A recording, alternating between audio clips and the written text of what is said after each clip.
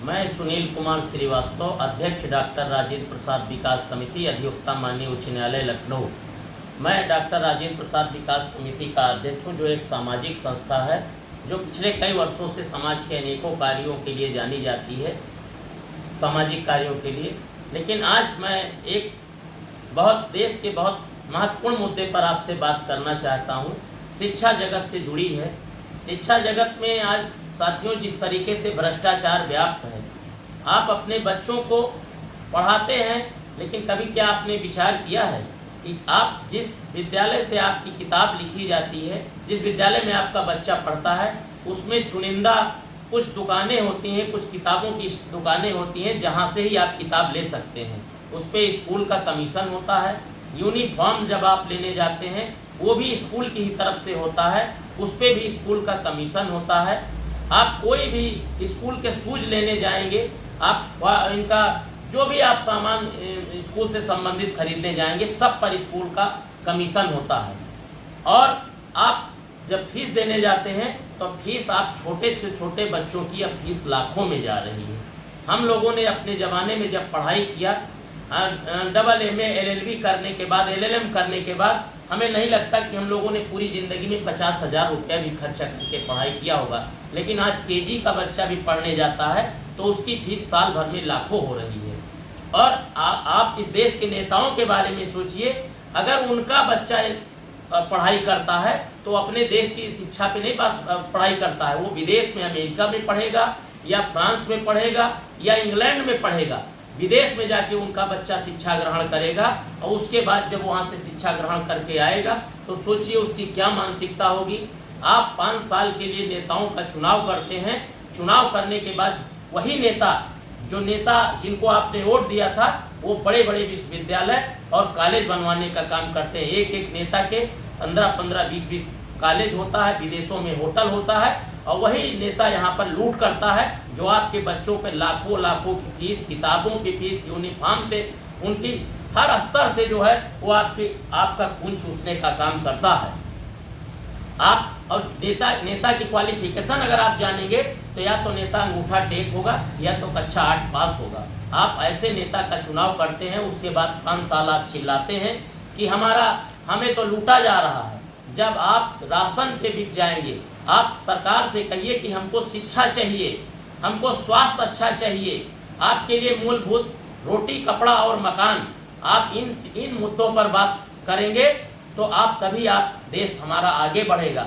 सबसे पहले हमारा आज का बच्चा जो हमारा पढ़ेगा तो कल का भविष्य होगा। हम जब वोट देते हैं तो इन बातों पर विचार नहीं करते हैं। आपको इस पर विचार करना चाहिए कि हमारे बीच में कौन व्यक्ति आया है और किस प्रकार का व्यक्ति है। आप देख लीजिए मेडिकल, जिस तरीके से शिक्षा में भ्रष्टाचार है, उससे कई गुना ज़्यादा भ्रष्टाचार मेडिकल में भी व्याप्त है। अगर आप किसी प्राइवेट अस्पताल में चले जाएंगे तो लाखों लाख रुपए आपका प्राइवेट अस्पताल वाले बिल बना देते हैं। भगवान न करे कि कोई अगर बीमार हो जाता है तो आपका पूरे जीवन की कमाई, आपका घर, खेत सब बिक जाता है उसका इलाज कराने के लिए। आज यही समस्या व्यापारियों के लिए, यही समस्या अधिवक्ताओं के लिए है। न्यायपालिका में भ्रष्टाचार, कार्यपालिका में भ्रष्टाचार, व्यवस्थापिका में भ्रष्टाचार, और उसके बाद आप 5 साल आंदोलन करते हैं। तो अभी आप देख लीजिए दिल्ली में किस तरीके से हमारे बच्चों के साथ किस तरीके से उनकी दमनकारी नीति, सरकार ने दमनकारी नीति अपनाते हुए उनकी आवाज़ को दबाने का काम किया है। तो आपको इस पर विचार करना होगा। आप जब वोट देते हैं तो फिर 5 साल आप मत चिल्लाइए कि हमने किसको वोट दिया, उस किसी के आप अंधे भक्त मत बनिए। आप पार्टियां आती हैं और जाती हैं, पर ये देश रहना चाहिए। देश सिर्फ पार्टियों से बड़ा देश है। भारत के पूर्व प्रधानमंत्री माननीय अटल बिहारी वाजपेयी का एक संदेश मैंने पढ़ा था। उन्होंने कहा देश सबसे बड़ा होता है। देश इसीलिए आज बनाया गया है कि भ्रष्टाचार की दीमक नीचे से चाट कर पूरे देश की शिक्षा, न्यायपालिका, कार्यपालिका और जिस तरीके से व्यवस्थापिका, सारे तीनों सिस्टम को चकनाचूर कर चारों तरफ भ्रष्टाचार व्याप्त है। और उसके बाद आपके यहाँ जब नेता जाता है तो आप 20-20 गाड़ी से आपके पास जाएगा तो आप सोचोगे करिए ये तो बहुत बड़ा नेता है, पर आप उसकी हकीकत जिस दिन जानेंगे ना तो आपके होश उड़ जाएंगे। बहुत सारे नेता हम लोगों के पास आते हैं मुकदमे लेके, उनकी हिस्ट्री हम लोगों के पास रहती है। मैं पेशे से अधिवक्ता हूँ, तमाम नेताओं का मैंने मुकदमा किया है। लेकिन जब वो चुनाव लड़ने जाते हैं तो आप लोग उनको कहेंगे कि तो बहुत बड़े नेता हैं, जब पकड़े जाते हैं तो अदालत के सामने जाते हैं तो भीगी बिल्ली बन जाते हैं। ऐसे इन नेताओं पर आप विचार करिए, जब वो शुरू से भ्रष्टाचार करके अपराध जगत से आकर नेतागिरी करेंगे, अपराधी प्रवृत्ति के व्यक्ति अगर नेतागिरी करेंगे, अनपढ़ व्यक्ति आके आपके सामने नेतागिरी करेगा, तो बाबा साहब ने एक संविधान बनाया था। संविधान इसलिए नहीं बनाया था कि इन चोरों के लिए देश, आप इन चोरों को वोट दीजिए और भारत माता को कुचलने का काम करें।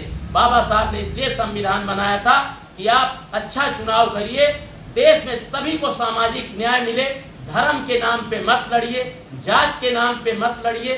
ना कोई, जब आपके ऊपर कोई संकट आता है, ना कोई आपका जात का काम आता है, ना आपके कोई धर्म का काम आता है, आपके अच्छे कर्म ही आपके साथ रहते हैं। इसलिए मैं चाहता हूं आप 5 साल जो आंदोलन करते हैं, आंदोलन आपको ना करना पड़े, इसके लिए आप किसी पार्टी के भक्त मत बनिए, किसी भी पार्टी के भक्त मत बनिए। आप स्वतंत्र हैं। बाबा साहब भीमराव अंबेडकर जी, भारत के प्रथम राष्ट्रपति डॉक्टर राजेंद्र प्रसाद जी, महापुरुष सरदार वल्लभ भाई पटेल जी ने इसीलिए देश में हमारे लिए तमाम चीज़ें संविधान में लिखी हैं, बताई हैं। उन संविधान को हमें पढ़ना चाहिए, अपने मौलिक अधिकारों को समझना चाहिए, तभी देश और भारत का कल्याण हो सकता है। तभी हम नई उमंग, नई ऊर्जा के साथ नए भारत का निर्माण कर सकते हैं और अपने बच्चों को हक की लड़ाई दिला सकते हैं। वरना आज हमारे बच्चे अनपढ़ हो जाएंगे और देश के अनपढ़ नेता आपके ऊपर राज करेंगे और आपको, आपके बच्चों को शिक्षित कर देंगे कुछ चंद लालच के लिए। इसी के साथ जय हिंद, जय भारत।